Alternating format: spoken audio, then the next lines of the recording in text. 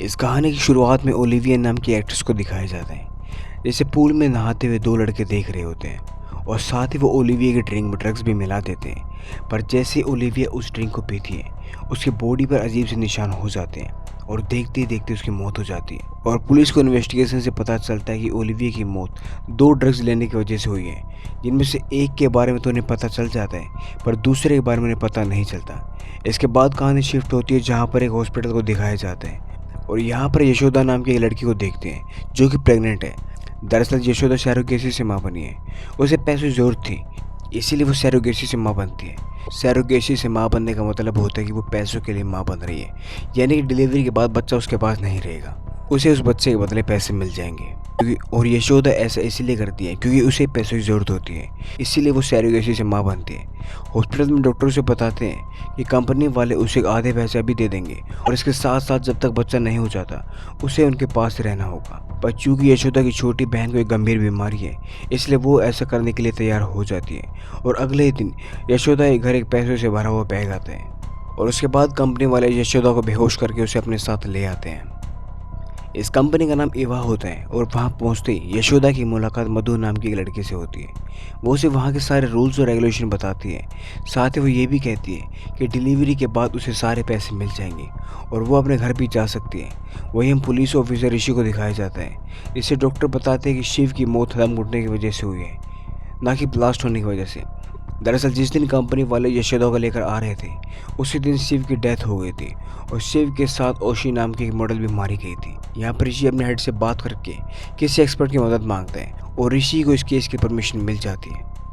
वहीं हम यशोदा को देखते हैं जिसे सुधा नाम के वर्कर स्कैनिंग के लिए लेकर जाती है और जहाँ यशोदा की मुलाकात डॉक्टर गौतम से होती है, वहाँ उन दोनों की आपस में बहुत बनती है। लेकिन बाकी प्रेग्नेंट लेडीज़ यशोदा से ढंग से बात नहीं करती, पर बहुत जल्दी उन दोनों की दोस्ती हो जाती है। और इन लड़कियों के नाम तेजू, लीला, काजल और जैनी होता है। एक दिन तेजू यशोदा की रैगिंग करती है और उसे जोन 2 से सिगरेट की डब्बी लाने के लिए कहती है। दरअसल वहाँ पर सिर्फ स्टाफ और वहाँ के लोग जा सकते थे, पर यशोदा उसकी बात मानते हुए जोन 2 में चली जाती है। पर सिक्योरिटी ऑफिसर कैमरा में उसे देख लेते हैं और इससे पहले वो कुछ कहता, डॉक्टर गौतम भी वहाँ पर चले आते हैं और उसे समझाते कि ये जगह सिर्फ स्टाफ के लिए है। वहीं दूसरी तरफ ऋषि को पता चलता है कि शिव की मौत हो गई है, ये कोई एक्सीडेंट नहीं था। साथ ही साथ उसे ये भी पता चलता है कि ये जल शिव के लिए नहीं था, बल्कि उसके साथ बैठे मॉडल के साथ था। इसलिए पुलिस उस मॉडल के घर पर जाती है और वहाँ की तलाशी लेती है, जहाँ पर उन्हें पता चलता है कि मॉडल को एक ब्यूटी प्रोडक्ट यूज़ करने के लिए मना किया गया था, क्योंकि वो कंपनी वाले नहीं बता रहे थे कि उस प्रोडक्ट को कैसे बनाया गया था। इसलिए पुलिस उस कंपनी में जाती है जहाँ पर उनकी मुलाकात गिरिधर से होती है। दूसरी तरफ यशोदा सुधा की आईडी कार्ड चुरा लेती है और वहीं पुलिस भी उस बंदे के पास जाती है जिसने उस मॉडल को ब्यूटी प्रोडक्ट यूज़ करने के लिए मना किया था। पुलिस के वहाँ पर पहुँचने से पहले किसी ने उसे जान से मार दिया था। पुलिस को उसके घर में केमिकल मिलते हैं, जिसकी जांच पड़ताल से उन्हें पता चलता है कि उस दिन पहले ओलिविया मॉडल की मौत जो हुई थी वो भी इसी केमिकल की वजह से हुई थी। पर इससे पहले वो डॉक्टर कुछ और बताता, कोई उसे भी मार देता है। वहीं ईवा कंपनी में सभी वहाँ पर आने की अपनी वजह बताते हैं और एक दूसरे और क्लोज आ जाते हैं। अगले दिन काजल को लेबर पेन शुरू हो जाता है, इसीलिए उसे जोन 2 में ले जाते हैं और कुछ देर बाद मधु उन्हें बताती है कि काजल का बच्चा उसके पेट में मारा गया था, पर काजल को उन्होंने बचा लिया है और उसे उसके घर भेज दिया है। यशोदा को ये बातें अजीब लगती है, इसलिए वो बेहोश होने का नाटक करके जोन 2 में चली जाती है और डॉक्टर गौतम भी वहाँ पर आ जाते हैं। वहीं दूसरी तरफ पुलिस को पता चलता है ये फॉरेन गर्ल्स हर 6 महीने पर इंडिया आती है और उनके यहाँ पर आने का रीज़न किसी को नहीं पता, लेकिन वो सारी लड़कियाँ बहुत अमीर थी। पुलिस को ये भी पता चलता है कि एलिना नाम की एक और लड़की है जो इंडिया आने वाली है, इसलिए पुलिस उसे फॉलो करती है। पर रास्ते में पुलिस को चकमा दे दिया जाता है और एलिना की कार गायब हो जाती है। वहीं अब लीला का पेन शुरू हो जाता है, इसलिए उसे जोन 2 में लाया जाता है और मौका देखकर यशोदा डॉक्टर गौतम का आईडी कार्ड चुराकर जोन 2 में घुस जाती है। पर इससे पहले वो अंदर जाती, जैनी वहाँ पर आ जाती है। दरअसल जैनी इसी कंपनी के लिए काम करती है और यहाँ अब इन दोनों के बीच में लड़ाई होती है, जिससे जैनी की मौत हो जाती है। फिर यशोदा जोन 2 में अंदर आती है और वहाँ उसे मुर्दा घर दिखाई देता है और वहाँ पर उसे काजल और लीना की डेड बॉडी भी नजर आती है। वहीं सिक्योरिटी ऑफिसर मधु और यशोदा को देख लेता है। यशोदा को वहाँ पर बहुत सारे बच्चे नजर आते हैं जिनको एक कंटेनर में रखा गया था। ये देखकर यशोदा शॉक्ड हो जाती है, पर तभी सिक्योरिटी ऑफिसर वहाँ पर आ जाता है और यशोदा पर हमला करता है, लेकिन यशोदा किसी तरह से उसे ही मार देती है। यशोदा मधु के गले पर चाकू रखती है, जिस पर गौतम कहता है कि ये सब मुझे ज़बरदस्ती करवा रहे हैं, और मौका देकर वो यशोदा के हाथ से चाकू छीन लेता है और यशोदा के हाथ बांध देता है, जिसका मतलब ये था कि मधु और गौतम दोनों मिले हुए थे। यहाँ पर मधु यशोदा को बताती है कि एक बार जब कॉलेज में ब्यूटी कॉम्पिटिशन चल रहा था तो वहाँ पर Girdhar as a chief guest आया था। उस कॉलेज में मधु भी थी, जहाँ पर गौतम भी था, और वो मधु से बहुत प्यार करता था। उसे प्रपोज भी किया, पर मधु ने उसका प्रपोजल एक्सेप्ट नहीं किया। उसने उसकी बेइज्जती करके उसे वहाँ से भगा दिया। वहीं गिरधर मधु से शादी करने का प्रपोजल देता है, पर चूंकि गिरधर बहुत अमीर था इसलिए वो उसे शादी कर लेती है। पर मधु बच्चे पैदा नहीं करना चाहती थी। उसका मानना था कि अगर वो प्रेग्नेंट हो गई तो उसकी ब्यूटी ख़राब हो जाएगी, पर फिर भी वो प्रेग्नेंट हो जाती है और धीरे धीरे मधु की ब्यूटी ख़त्म हो जाती है।